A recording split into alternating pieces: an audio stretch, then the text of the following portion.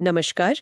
आज का हमारा विषय एक ऐसे स्रोत से जुड़ा है जो नारी को मातृत्व, सौंदर्य और शक्ति के नजरिए से देखता है। हाँ, और ये स्रोत जिसका शीर्षक भी यही है, कहता है कि नारी को समझने के लिए सिर्फ आंखों से देखना वो काफी नहीं है। बिल्कुल, दिल और आत्मा से महसूस करना जरूरी है, ऐसा ये कहता है। तो आज हम इसी नजरिए को थोड़ा खंगालेंगे। हाँ, और समझेंगे कि इस स्रोत में सौंदर्य और मातृत्व के क्या मायने बताए गए हैं, उनका सांस्कृतिक वजन क्या है। अच्छा, तो ये नजरिया मतलब सतही चीजों से आगे जाता है। हाँ बिल्कुल। स्रोत का तर्क है कि प्रकृति ने स्त्री को एक खास संतुलन दिया है, कोमलता भी है और गजब की सहन शक्ति भी। तो उसके शारीरिक गठन को सिर्फ बाहरी सुंदरता के पैमाने पर देखना स्रोत के हिसाब से वो अधूरा है। तो ये जो शारीरिक बनावट है, ये रेखाएं, ये सिर्फ आकर्षण नहीं, मतलब स्रोत कहता है ये रचनात्मकता का संकेत है। सही। और दिलचस्प बात यह है कि वो शरीर के अंगों को गहरे अर्थ देता है, जैसे छाती को सिर्फ एक शारीरिक अंग न मानकर, हाँ वो अमृत स्रोत वाली बात। नवजात के लिए बिल्कुल। और इसी तरह कोख को महज एक अंग नहीं बल्कि एक मंदिर कहना, जहाँ जीवन सृजन की पूजा होती है एक तरह से। ये उपमाएं तो काफी गहरी हैं। हाँ, ये महत्वपूर्ण है क्योंकि ये जैविक प्रक्रियाओं को एक कह सकते हैं आध्यात्मिक या पवित्र आयाम देती हैं, जो अक्सर हम नजरअंदाज कर देते हैं। सही बात है। ये सौंदर्य को जीवन देने और पोषण करने की क्षमता से जोड़ता है। और ये जो जीवन देने की क्षमता की बात है, हाँ। स्रोत इसे सिर्फ शारीरिक नहीं मानता। सही। आपने कहा था कि ये मानसिक, भावनात्मक और आत्मिक स्तर पर भी गहरा है। ये कैसे? देखिए, स्रोत इसके लिए भाषा की जड़ों तक जाता है। स्त्री शब्द की उत्पत्ति बताता है। सूत्री धातु से। अच्छा, जिसका अर्थ है जो संतान धारण कर सके। ये सिर्फ एक परिभाषा नहीं है, ये उस भूमिका को दिखाता है जिसे स्रोत नारी के अस्तित्व का केंद्र मानता है। इसी तरह भारतीय संस्कृति में माँ के लिए अम्बा शब्द का प्रयोग है, जिसका संबंध अम्ब यानी गर्भाशय से है। वाह, मतलब भाषा में ही ये गहरा जुड़ाव दिखता है। बिल्कुल, है ना? हाँ। और गर्भधारण और प्रसव के अनुभव के बारे में क्या कहता है स्रोत? स्रोत गर्भधारण को एक लगभग दैवीय प्रक्रिया की तरह देखता है और प्रसव को दर्द और आनंद का एक चरम अनुभव बताता है। दर्द और आनंद एक साथ? हाँ, एक ऐसा अनुभव जिससे गुजरकर नारी एक नए जीवन को जन्म देती है और अक्सर उस पीड़ा के बाद भी उसके चेहरे पर एक मुस्कान होती है। ये उसकी सहन शक्ति और सृजन की शक्ति का प्रतीक माना गया है। और हमारी संस्कृति में तो माँ का दर्जा बहुत ऊंचा रहा है। स्रोत में जननी जन्मभूमिश्च स्वर्गादपि गरियसी का जिक्र है। हाँ, कि माँ और जन्मभूमि स्वर्ग से भी बढ़कर हैं। और गर्भवती स्त्री को देवी का रूप मानने की बात भी इसी नजरिए से आती है ना? सही कहा। पारंपरिक रूप से उसे शक्ति, पोषण और सृजन का केंद्र माना गया है।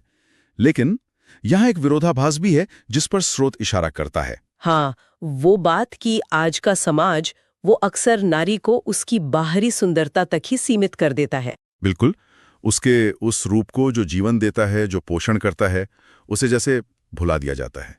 क्या ये स्रोत के मुताबिक एक तरह का असम्मान है या अधूरी समझ? इसे असम्मान से ज्यादा शायद एक अधूरी समझ कह सकते हैं।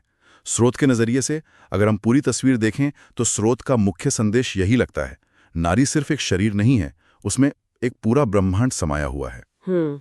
उसकी असली खूबसूरती शायद मेकअप या बाहरी दिखावे से ज्यादा उसके धैर्य, उसकी सहनशीलता और उसकी सृजन क्षमता में है। और मातृत्व उसकी सबसे बड़ी ताकत। हाँ, प्रकृति का एक अनमोल तोहफा बताया गया है।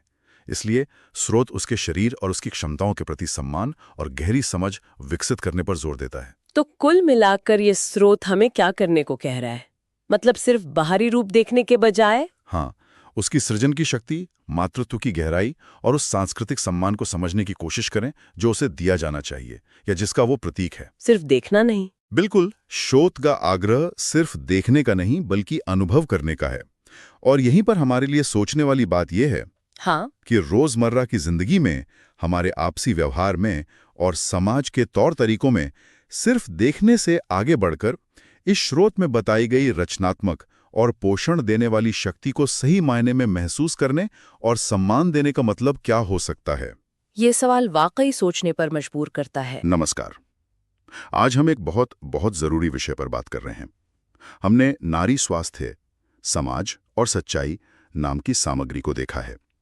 और इसका मकसद है उन धारणाओं, उन भ्रांतियों को सामने लाना जो भारत में महिलाओं के स्वास्थ्य पर असर डालती हैं। बिल्कुल। और ये सिर्फ आप देखें तो शारीरिक स्वास्थ्य की बात नहीं है, ये सीधे सीधे महिलाओं के मानसिक, उनके भावनात्मक और सामाजिक जीवन से जुड़ा हुआ है। अक्सर इन मुद्दों पर एक पर्दा रहता है, समाज में बात करने में हिचक होती है। हाँ, वो हिचक, उसी को तोड़ने की जरूरत है। बहुत ज्यादा। तो चलिए इस सामग्री के कुछ खास पहलुओं पर थोड़ी गहराई से बात करते हैं। पहली चीज जो मुझे दिखी वो ये कि महिलाओं के स्वास्थ्य को गंभीरता से तभी लिया जाता है जब कोई बड़ी बीमारी हो जाए। हाँ, छोटी मोटी बातों को तो अरे ये सब तो चलता है कहकर टाल देते हैं। बिल्कुल। और इसका सबसे बड़ा उदाहरण जो सामग्री में भी है वो है मासिक धर्म, मतलब पीरियड्स। आज भी कैसे उसे अशुद्धता या एक तरह की शर्म से जोड़ा जाता है, जबकि ये तो एक बिल्कुल सामान्य शारीरिक प्रक्रिया है। हाँ, ये पूजा ना करना, रसोई से दूर रहना, ये सब बातें जी। और ये सिर्फ पुरानी सोच नहीं है, ये असल में खतरनाक भी है। खतरनाक कैसे? क्योंकि यही शर्म, यही चुप्पी, ये लड़कियों को सही जानकारी लेने से रोकती है, डॉक्टर के पास जाने से रोकती है ना? हाँ, बिल्कुल सही, यही बात। और इसी वजह से, इसी चुप्पी के कारण पीसीओएस जैसी समस्याएं, मतलब पॉलिसिस्टिक ओवरी सिंड्रोम, हाँ, जो हार्मोन से जुड़ी हैं। जी, हार्मोनल असंतुलन या दूसरी हार्मोनल गड़बड़ियां, इनका पता ही देर से चलता है। सामग्री यही कहती है कि पीरियड्स को परेशानी नहीं, स्वास्थ्य का संकेत समझो। और ये बात सिर्फ पीरियड्स की नहीं है। सामग्री ये सवाल भी उठाती है कि शरीर के जो जरूरी अंग हैं, जैसे योनि, गर्भाशय, अंडाशय, इनकी बेसिक जानकारी क्यों नहीं दी जाती? हाँ, मतलब बच्चों को हाथ, पैर, नाक, कान सब बताते हैं, तो इनके बारे में बात करने में इतनी झिझक क्यों? और इसी जानकारी की कमी का नतीजा ये होता है कि महिलाएं वो समझ ही नहीं पाती कि उनके शरीर में जो बदलाव हो रहे हैं वो सामान्य है या असामान्य। अच्छा, जैसे मान लीजिए योनि से होने वाला स्राव, कब वो नॉर्मल है, कब उसका रंग बदलना, गंध आना या मात्रा बढ़ना, ये किसी इन्फेक्शन का या जैसे फाइब्रॉइड्स या सूजन जैसी किसी दिक्कत का संकेत हो सकता है। ये फर्क करना मुश्किल हो जाता है। तो इसका मतलब ये हुआ कि जानकारी ना होना और ये झिझक, ये सीधे सीधे इलाज में देरी की वजह बनते हैं। बिल्कुल, निश्चित रूप से। शर्म की वजह से, जानकारी ना होने की वजह से, फाइब्रॉइड्स हैं या पेल्विक इन्फ्लेमेटरी डिजीज है, यौन रोग हैं, इनका इलाज टलता रहता है। बिल्कुल। और इससे भी ज्यादा चिंता की बात तो ये है कि सर्वाइकल कैंसर, मतलब गर्भाशय ग्रीवा का कैंसर, हाँ, जैसी गंभीर बीमारियां भी एडवांस स्टेज में पता चलती हैं, क्योंकि शुरू के लक्षण या तो पता नहीं होते या नजरअंदाज कर दिए जाते हैं। ये तो बहुत ही चिंताजनक बात है। तो फिर समाधान क्या है इसका? क्या स्कूलों में पढ़ा देने भर से काम चल जाएगा? नहीं, देखिए, समाधान तो कई स्तरों पर करना होगा। सामग्री भी यही कहती है, शुरुआत घर से हो। घर से कैसे? जहां माएं अपनी बेटियों से खुलकर बात करें, सही जानकारी दें। फिर स्कूलों में भी एक व्यापक स्वास्थ्य शिक्षा हो, जिसमें सिर्फ बायोलॉजी नहीं बल्कि स्वास्थ्य, साफ सफाई, हाँ, शारीरिक बदलाव, इन सब पर खुलकर चर्चा हो। पर यह भी देखना होगा कि शिक्षक कितने सहज हैं इन विषयों पर बात करने में। और समाज का रोल? देखिए, स्वास्थ्य कार्यकर्ताओं को गांव-गांव जाना होगा, जागरूकता फैलानी होगी, जो मिथक है उन्हें तोड़ना होगा। और पुरुषों की भूमिका वो बहुत अहम है। पुरुषों की कैसे? उनका पढ़ा लिखा होना, संवेदनशील होना, ताकि वो परिवार में महिलाओं के स्वास्थ्य को मतलब गंभीरता से लें, उनका साथ दें। हाँ, ये जरूरी है। समाज तभी बदलेगा जब नारी शरीर को एक रहस्य या कोई शर्म की चीज नहीं बल्कि विज्ञान और सम्मान की नजर से देखा जाएगा। मतलब सीधी सी बात है कि नारी शरीर कोई पहेली नहीं है, ये बायोलॉजी है, इसे समझना चाहिए, इस पर शर्म नहीं करनी चाहिए। बिल्कुल सही। इस पूरी बातचीत का निचोड़ यही है कि हमें शर्म और अज्ञानता के पर्दे हटाने होंगे, समझ और सम्मान को अपनाना होगा। जब तक महिलाएं खुद अपने शरीर को नहीं समझेंगी और समाज, जिसमें पुरुष भी शामिल है, उनके स्वास्थ्य को प्राथमिकता नहीं देंगे, तब तक बदलाव आना मुश्किल है। सही कहा। तो ये सामग्री हमें एक अहम सवाल के साथ छोड़ जाती हैं। क्या हम एक ऐसा माहौल बना सकते हैं जहां लड़कियों को अपने शरीर पर शर्मिंदगी ना हो, बल्कि आत्मविश्वास हो, जहां वो स्वास्थ्य से जुड़े मुद्दों पर बिना किसी झिझक के बात कर सकें और पुरुष भी इस पूरी बातचीत और समझ में बराबर के साथी हों? ये सोचने वाली बात। हमारे श्रोता ने कुछ स्वास्थ्य से जुड़े लेख और नोट्स भेजे हैं, ये स्त्री के बाहरी जननांगों मतलब वल्वा पर हैं। जी। आज हम इन्हीं स्रोतों पर थोड़ी गहराई से बात करेंगे। हाँ। क्योंकि अक्सर इस पर यूं कहें कि चुप्पी सी रहती है। बिल्कुल, और अपने शरीर को समझना वो तो आत्मविश्वास और स्वास्थ्य दोनों के लिए बहुत जरूरी है। हाँ। तो इन स्रोतों के आधार पर आज का मकसद यही है कि वल्वा की बनावट, उसके काम और जो गलत फहमियां हैं उन्हें साफ किया जाए। सही, ताकि ये अधूरी जानकारी या शर्म जैसी कोई बात ना रहे। जी। तो चलिए फिर शुरू करते हैं। स्रोतों में सबसे पहले जो बाहरी परत है, हाँ। बड़ी भगोष्ठ यानी लेबिया मेजोरा, उनका जिक्र है। ये एक तरह से सुरक्षा कवच जैसे हुए। हाँ, कह सकते हैं। ये त्वचा की मोटी थोड़ी मांसल सी परतें होती हैं। अच्छा। और ये अंदर के जो नाजुक अंग हैं उनको ढकती हैं, उनकी हिफाजत करती हैं। इनमें वसा यानी फैट होता है और प्यूबर्टी के बाद इन पर बाल भी उगते हैं। हाँ। और जैसा लेखों में भी है, इनमें पसीने और तेल की ग्रंथियां होती हैं। ये नमी बनाए रखने और आप कह सकते हैं संक्रमण से बचाने में मदद करते हैं। ठीक है। और फिर इनके अंदर होते हैं छोटे भगोष्ठ, लेबिया मिनोरा। इनकी क्या खास बात है? स्रोतों में इनके अलग अलग साइज का भी जिक्र है। जी, ये लेबिया मेजोरा के अंदर होती हैं। पतली, ज्यादा नाजुक त्वचा की परतें, इन पे बाल नहीं होते। अच्छा।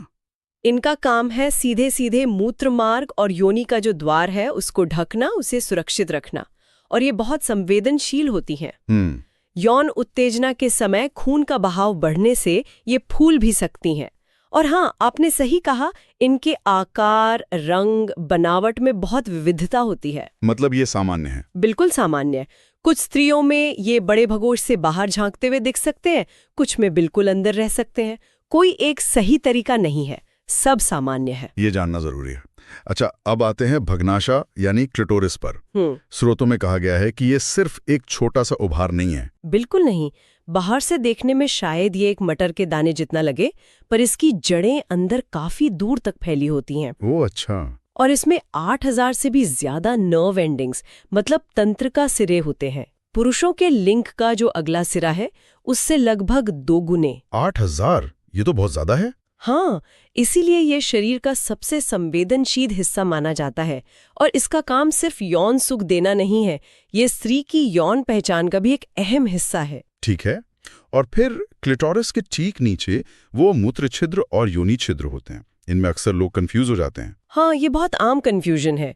मूत्र छिद्र यानी यूरेथ्रल ओपनिंग वो छोटा सा छेद है जहां से पेशाब बाहर आता है।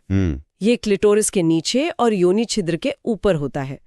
और योनि छिद्र यानी विजाइनल ओपनिंग वो द्वार है जिससे पीरियड का ब्लड बाहर आता है, सेक्स संभव होता है और बच्चे का जन्म होता है। तो ये योनि का बाहरी मुंह हुआ। जी हाँ, योनि यानी वजाइना तो अंदर की ट्यूब या नली होती है, ये उसका बाहरी द्वार है। अच्छा, योनि छिद्र से जुड़ी एक और बात जिसका जिक्र नोट्स में भी है, वो है योनि छद यानी ह्यूमन। इसको लेकर बहुत भ्रांतियां हैं। हाँ है। योनि छद एक बहुत पतली सी झिल्ली होती है जो योनि छिद्र को थोड़ा सा ढक सकती है, पर यह जरूरी नहीं कि हर किसी में हो या जन्म से ही एक जैसी हो। और ये कि इसका टूटना? हाँ, ये धारणा कि इसका पहली बार सेक्स करने पर ही टूटना वर्जिनिटी या कौमार्य का सबूत है, ये बिल्कुल गलत है। अच्छा। ये खेलने कूदने, साइकिल चलाने, टैम्पून इस्तेमाल करने या बस सामान्य फिजिकल एक्टिविटी से भी खिंच सकती है या फट सकती है। कई बार तो जन्म से ही बहुत छोटी होती है या होती ही नहीं है। ये स्पष्ट करना बहुत जरूरी था। एक और अंग बताया गया है, बार्थोलिन ग्रंथियां। इनका क्या काम है? जी, बार्थोलिन ग्लैंड्स ये योनि छिद्र के दोनों तरफ अंदर की ओर 2 छोटी ग्रंथियां होती हैं। इनका मुख्य काम है एक तरल पदार्थ बनाना जो योनि को लुब्रिकेशन मतलब चिकनाई देता है। ये सेक्स के दौरान आराम के लिए और योनि के स्वास्थ्य के लिए भी जरूरी है। ठीक है। और एक बात जो इन स्रोतों में बार बार उभर कर आ रही है वो ये कि हर स्त्री की वल्वा अलग दिखती है। ये जानना सुकून देता है। बिल्कुल, और इस पर जितना जोर दिया जाए कम है। रंग हल्का हो सकता है, गहरा हो सकता है, बनावट अलग हो सकती है, आकार में बहुत अंतर हो सकता है, लेबिया मिनोरा छोटे हो सकते हैं, बड़े हो सकते हैं, ये सब बिल्कुल सामान्य है। हाँ, क्योंकि मीडिया में खासकर इंटरनेट पर जो तस्वीरें दिखती हैं वो अक्सर बहुत सीमित और अवास्तविक होती हैं। एक परफेक्ट वल्वा जैसी कोई चीज असल में होती ही नहीं है। अपने शरीर की इस प्राकृतिक विविधता को जानना और उसे अपनाना बहुत जरूरी है। इन शारीरिक तथ्यों के अलावा इन लेखों में सामाजिक नजरियों और गलत धारणाओं पर भी बात की गई है। हाँ, और वो पहलू भी उतना ही महत्वपूर्ण है। शर्म, सही जानकारी का स्कूलों या घरों में न मिलना और पवित्रता या शुद्धता जैसी जो पुरानी गलत धारणाएं हैं, वो महिलाओं के मन में अपने ही शरीर के लिए एक नकारात्मक भाव पैदा करती हैं, जबकि अपने शरीर को जानना, उसका सम्मान करना, ये तो हर इंसान का अधिकार है। बिल्कुल। तो आखिर में इन स्रोतों के हिसाब से देखभाल के लिए कुछ बुनियादी सुझाव क्या हैं? बहुत ही सरल बातें हैं। देखिए, रोजाना सिर्फ सादे पानी या हल्के गुनगुने पानी से बाहरी हिस्से को धोना काफी है। साबुन वगैरह? अंदरूनी हिस्सों में या योनि के अंदर साबुन या कोई डूश इस्तेमाल करने की जरूरत नहीं है। योनि अपनी सफाई खुद करती है। बाहर के लिए भी बहुत तेज खुशबू वाले साबुन या स्प्रे वगैरह इस्तेमाल ना करें। उनसे जलन हो सकती है? हाँ, उनसे जलन या पीएच बैलेंस बिगड़ सकता है। और पीरियड्स में पैड या टैम्पून नियमित रूप से बदलना जरूरी है। और एक जरूरी बात, पेशाब के बाद पोंछते समय हमेशा आगे से पीछे की तरफ पोंछना चाहिए, ताकि संक्रमण न फैले। जी, ताकि बैक्टीरिया योनि या मूत्रमार्ग की तरफ ना जाएं। तो कुल मिलाकर हमने इन स्रोतों से यही समझा कि स्त्री के बाहरी जननांग यानी वल्वा कितने जटिल हैं, कितने महत्वपूर्ण हैं और उनमें कितनी विविधता है। हाँ, और अपने शरीर के बारे में जानना, उसे स्वीकार करना, इसमें शर्म की कोई बात नहीं। ये तो एक तरह से सशक्तिकरण है। बिल्कुल। और मैं सोचती हूँ यहाँ एक विचार छोड़ा जा सकता है सबके लिए, कि जब आप सब लोग इन विषयों पर खुलकर बिना शर्म के और सम्मान के साथ बात करना शुरू करेंगे। आज हम शरीर की एक ऐसी अद्भुत प्रणाली पर बात करने वाले हैं जिसके बारे में अक्सर कम बात होती है या शायद गलत जानकारी भी होती है। स्त्री का आंतरिक प्रजनन तंत्र। हमारे पास जो जानकारी है उससे हम इस जटिल पर बहुत महत्वपूर्ण संरचना को समझने की कोशिश करेंगे। लक्ष्य है इसे जानना, न सिर्फ ये कैसे काम करती है, बल्कि ये हमारे स्वास्थ्य के लिए क्यों मायने रखती है। बिल्कुल।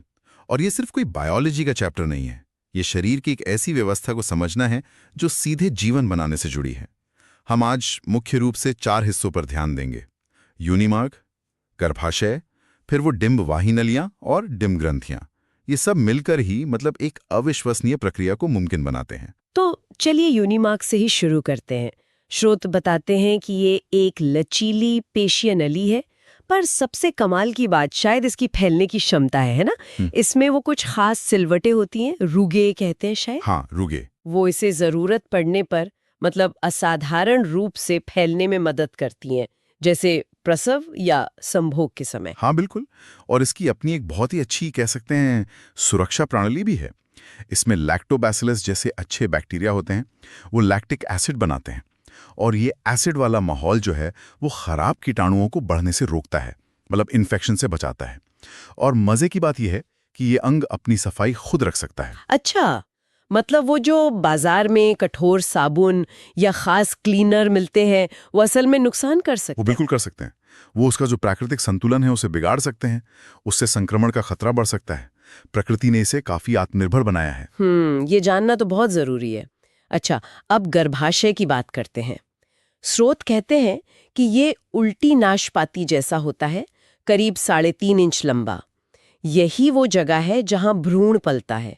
और ये बात तो सच में कमाल है कि प्रेगनेंसी में ये अपने साइज से 10 गुना तक फैल सकता है। हाँ, ये वाकई अद्भुत है। और ये फैलाव इसकी जो मोटी मजबूत मांसपेशियों की परत है, मायोमीट्रियम, उसी की वजह से होता है। यही मांसपेशियां डिलीवरी के टाइम सिकुड़कर बच्चे को बाहर धकेलने में मदद करती हैं। और इसकी जो अंदर की परत है, एंडोमीट्रियम, वो हर महीने गर्भधारण की तैयारी में मोटी होती जाती है। और अगर मान लीजिए गर्भधारण नहीं हुआ तो यही एंडोमेट्रियम परत है जो मासिक धर्म के रूप में बाहर आ जाती है। ठीक, बिल्कुल सही। हाँ। गर्भाशय का जो निचला हिस्सा है, गर्भाशय ग्रीवा या सर्विक्स, वो कैसे काम करता है? वो एक गेट की तरह है योनि और गर्भाशय के बीच में। ये स्राव को कंट्रोल करता है और स्पर्म को गर्भाशय में जाने का रास्ता भी देता है। तो गर्भाशय तक अंडाणु पहुंचता कैसे है? यहीं पर डिंबवाही नलियों या फेलोपियन ट्यूब्स का रोल आता है ना? एकदम सही। ये करीब 4 इंच लंबी पतली सी नलियां हैं जो गर्भाशय के दोनों तरफ से निकलकर ओवरी के पास तक जाती हैं। और असल में निषेचन यानी स्पर्म और एग का मिलना ज्यादातर इन्हीं ट्यूब्स में होता है। रचनाएं वो क्या करती हैं? हाँ, फिम्ब्रिया वो डिंबवाही नली के खुले सिरे पर होती हैं, बिल्कुल ओवरी के पास। जब ओवरी से अंडाणु रिलीज होता है तो ये फिम्ब्रिया उसे पकड़कर ट्यूब के अंदर खींच लेती हैं, एक तरह से गाइड करती हैं। अगर निषेचन हो जाता है तो बना हुआ युग्मनज मतलब जाइगोट यहीं से अपना सफर शुरू करता है। करीब 3 से 5 दिन में वो गर्भाशय पहुंचता है और वहां जाके चिपक जाता है, इम्प्लांट हो जाता है। वाह, यानी जीवन की शुरुआत का पहला पड़ाव यही होता है। और इस पूरी कहानी का स्रोत है डिंब ग्रंथियां या ओवरीज। बादाम के आकार की ये ग्रंथियां अंडाणु बनाती हैं। एक बात मुझे बड़ी अजीब लगी कि जन्म के समय लाखों अंडाणु होते हैं पर मैच्योर कुछ 100 ही होते हैं। ऐसा क्यों? हाँ, ये प्रकृति का एक तरह से चुनाव है। लाखों अपरिपक्व अंडाणु होते हैं पर पूरी रिप्रोडक्टिव लाइफ में करीब 300 से 400 ही पूरी तरह से मैच्योर होकर ओव्यूलेशन के लिए तैयार होते हैं। लेकिन इनका काम सिर्फ अंडाणु बनाना ही नहीं है, ये एस्ट्रोजन और प्रोजेस्टेरॉन हार्मोन भी बनाती हैं। अच्छा, हाँ, और यही हार्मोन तो पूरे मासिक धर्म चक्र को और गर्भावस्था को कंट्रोल करते हैं, जैसा स्रोत बताते हैं।